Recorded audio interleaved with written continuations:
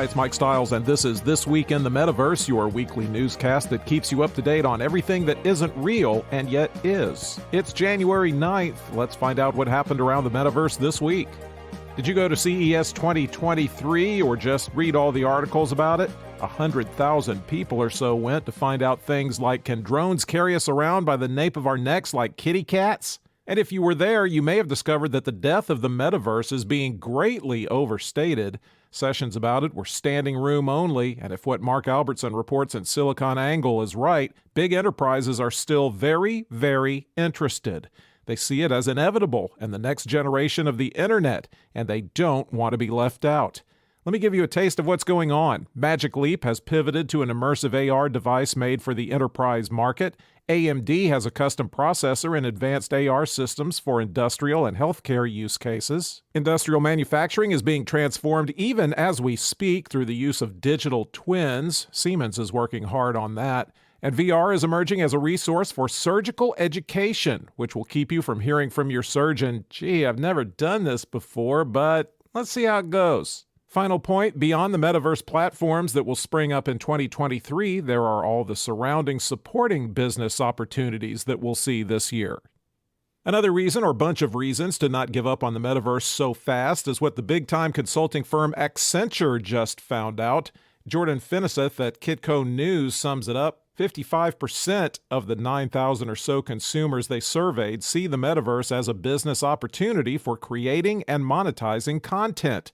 89% of C-suite execs also think it'll play an important role in the future of their organizations.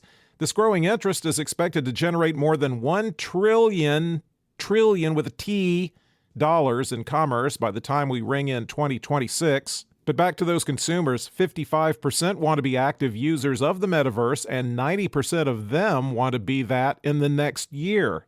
But interestingly, they don't want to digitize themselves for gaming. They mostly want to do things like connect with friends and family, save time, access consumer services, and just do everyday tasks more conveniently. In fact, only 4% of consumers see the Metaverse as a gaming platform. 70% see it as a way to access all kinds of products and services. Younger people want to use it for media and fitness, while older folks are looking to access health services in new ways, because you could die waiting for the current way. David Treat of Accenture's Metaverse Continuum Business Group says the Metaverse as a continuum of technologies and human-centric experiences will usher in the next era of our digital lives and transform all aspects of business.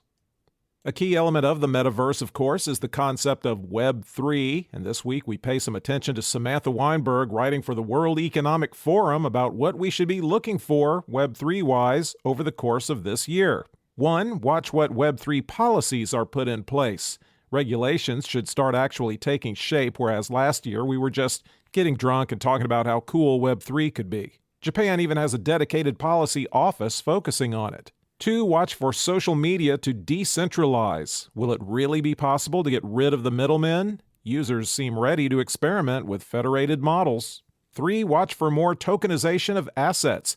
Anything can have a digital representation on a blockchain, and that has big implications for markets and industries. And 4. Watch for more mainstream use cases. At some point, we get beyond the early adopters and see traditional companies incorporating Web3.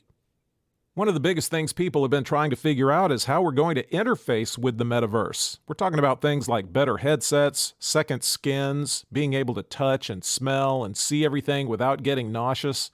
For the vision part, what if we aren't wearing headsets or even glasses? What if we do it with chips in our eyeballs? The Byte reports Max Hodak left Elon Musk's Neuralink in 2021 and now has a new brain-computer interface startup that uses a next-gen prosthetic eye.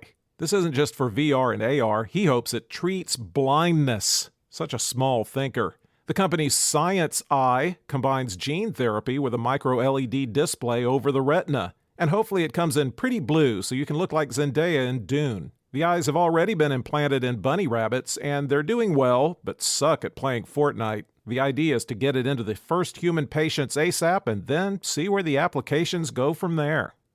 How important is it to you to not look stupid?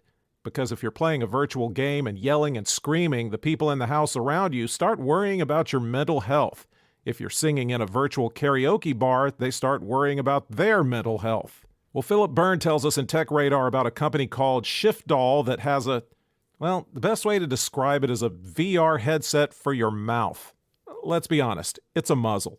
It's a Bluetooth-connected microphone that gives you near total privacy in the virtual space. Nobody around can hear you because it dampens your voice by -30 dB. Now, if you had a big problem being made to wear a surgical mask during the pandemic, this might not be the device for you because it's large, it's gaudy, there's some weight to it, and at some point things get claustrophobic. But it shuts you up. In fact, it also works with your phone, so if you're in an airport and want to report to your bosses at the CIA without anyone hearing you, and you don't mind looking like a Cylon, this could be the device for you.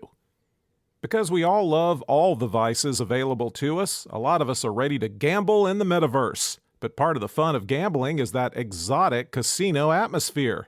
The pumped-in oxygen, the bells, the ability to interact with that old lady in the velour jogging suit at the machine next to you. Who wouldn't want to recreate that savings-losing magic in the metaverse? Well, JM2 Clover Gaming officially launched its Metaverse Cloverland at CES, an interactive, immersive environment with full interoperable technology that uses advanced XR or extended reality to deliver the true casino experience. Built with Unreal Engine, the Clover Casino is the first building on Cloverland. It's compatible with any device, and you can create a full-body 3D avatar of yourself, or maybe you want to be Wayne Newton. So what's really different about gambling here? JM2 says blockchain lets you audit the platform and check liquidity to make sure you can get paid if you win big. That's a problem for the current online gaming industry powered by centralized organizations. No word yet on if quickie divorces will be available on the platform. That's all we have for you this week. If you're digging it, give us a review or comment, tell your pals about the show, and we'll be back next week.